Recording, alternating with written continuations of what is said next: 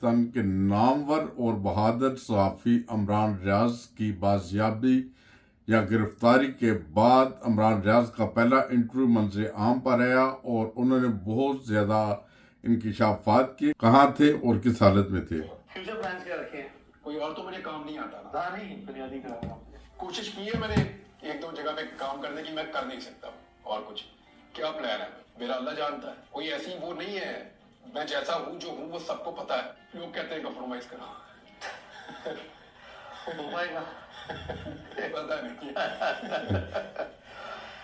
और मेरा अल्लाह जानता है कि इसके बाद मैं किस तरफ जाऊंगा, क्या करूंगा, वही प्लान करता है। बेहतर प्लान करने वाला वही है। तो ज्यादा सोचना नहीं है।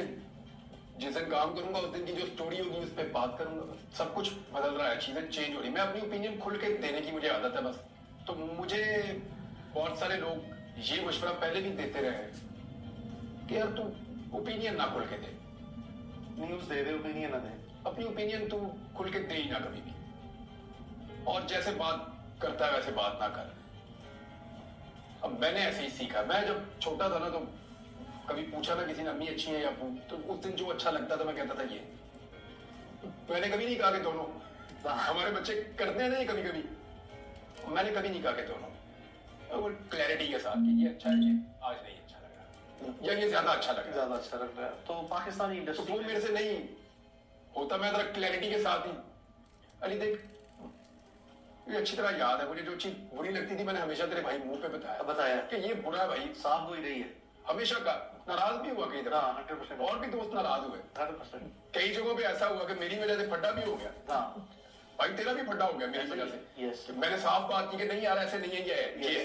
ऐसे ही। सारी जिंदगी ऐसे ही जिया हूं। कभी दिल टूटा हो, कभी सोचा हो, कोई रिकंसिडर किया हो, कोई ऐसा लम्हा आया हो कि गिव अप किया हो कि अच्छा यार किस लिए कर रहा हूँ, क्यों कर रहा हूँ, छोड़ देना चाहिए, नहीं करना चाहिए, सोचा कभी ऐसा? बहुत दफा। मैं कोई स्टील का बना हुआ मैं या मैं कोई फौलाद का बना हुआ आदमी, मेरे से दर्द नहीं होती है, जो जिसको नींद नहीं आती है, जो जागता नहीं है, या जिसको तकलीफ नहीं होती है, दिल नहीं दुखता, नॉर्मल आदमी हूं मैं। ये तो अल्लाह का काम है। देखिए वही आपको सब्र, हिम्मत, इस्तकामत दे सकता है। एक ऐसी मनफी खबर जो है जो कि बिल्कुल हकीकत के बरक्स थी वो भी चला दी कि मैं और मैं कहती इमरान और खुदा न खास्ता इमरान जो है वो जिंदा नहीं है। अली मैं एक सीरियसली बात बताऊं, वो ऑप्शन आसान थी। मैं सीरियसली आपको कह रहा हूं। यानी अगर मेरे से पूछे कोई कि क्या आसान था तो वो आसान था। आई अंडरस्टैंड, वक्त बहुत मुश्किल था। ये आसान तो नहीं होता जिन हालात से आप गुजरते हैं। और तकलीफ ज्यादा तब होती है जब कोई अपना मारता है, तो ज्यादा दर्द होती है। ये मैंने वैसे एक्सपीरियंस किया इसको। यानी कोई बाहर वाला मारे तो वो आपको फील नहीं होता उतना। तो ये चीज मुझे शायद ज्यादा फील हो रही थी कि यार मैं कोई इस मुल्क का गद्दार तो नहीं हूं, मैंने कोई इस मुल्क के राज तो नहीं चुराए हुए, मैं कोई किसी दुश्मन मुल्क के साथ तो नहीं मिला हुआ, या मैं कोई ऐसी बात तो नहीं कर रहा कि जो मेरे मुल्क की नजरियात के खिलाफ है। मैं जो बात कर रहा था वो डिफरेंस ऑफ ओपिनियन में आ सकती है, और वो कोई भी किसी से भी कर सकता है। कोई भी कर सकता है किसी से। तो इसका मतलब ये नहीं था कि मुझे ट्रीट किया जाए या किसी को भी ट्रीट किया जाए ऐसे जैसे कि वो इस मुल्क का दुश्मन है। कोई मेरा तमाशा देखने आया, किसी को तस्कीन हुई मुझे ऐसे देख के, किसी को बहुत दुख हुआ, कोई मेरे गले लगाने आया, कोई मुझे हौसला देने आया, कोई दुआएं देने आया, कोई मुखबरी करने आया। बहुत से सबके चेहरे बचाने, हर तरह के लोग सब चेहरे बचाने। और मैं सबको ही मिला हूं, सबकी बात सुनी है मैंने। अच्छा मुझे ना हैरत नहीं हुई बाकियों की, मुझे राणा सनाउल्लाह साहब की हैरत हुई। राणा साहब जब गलत केस में फंस गए तो मैंने बहुत शोर मचा दिया। उस वक्त की गवर्नमेंट ने और एस्टेब्लिशमेंट ने मेरे पे बहुत दबाव डाला।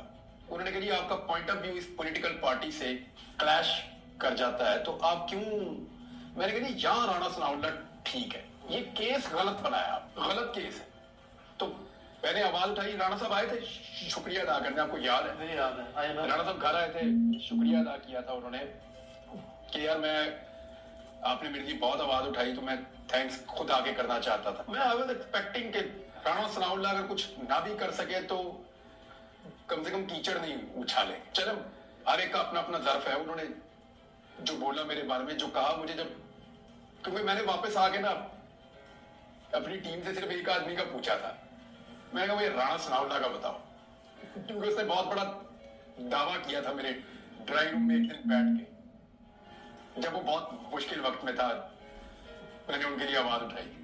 तो बहुत बड़ा दावा था, तो मैंने कहा मुझे सिर्फ राणा सनाउल्लाह का बताओ और किसी का नहीं। उन्होंने कहा जी उसने ना सिर्फ आपके बारे में लाइल्मी रखी बल्कि आपके खिलाफ प्रोपेगेंडे का हिस्सा बना। वो जुमले मैं नहीं दोहराना चाहता। ये बात दुरुस्त है। मुझे सिर्फ एक आदमी ने मायूस किया ज्यादा पॉलिटिकल लोगों में से, बाकी मुझे आइडिया था किसने क्या करना है, किसने क्या करना है। मैं ना खबरों से कुछ अरसा दूर भी रहा, लेकिन जब मैं इन हुआ तो मुझे ये जब चीज पता चली तो मेरे लिए सरप्राइजिंग था। ये तो हुआ ही नहीं कभी, ये तो नहीं हुआ कभी।